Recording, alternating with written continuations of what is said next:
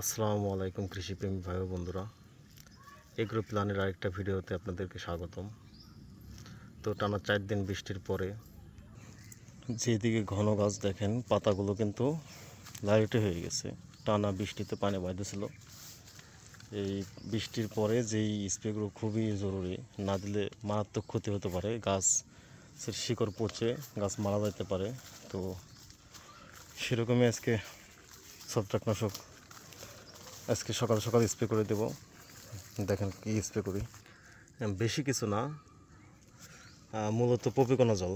ঠিক আছে, এই দুইটার মধ্যে যে কোনো একটা আমি ইউজ করবো। আমার কাছে দুইটাই আছে। এদিকে আছে সিনজেন্টা টিল্ট আর এখানে আছে সানকোনাজল সেতু কর্পোরেশন লিমিটেড। তো এটার পরিমাণ পার লিটারে 1 ml, একটু বেশি হলে অসুবিধা নাই।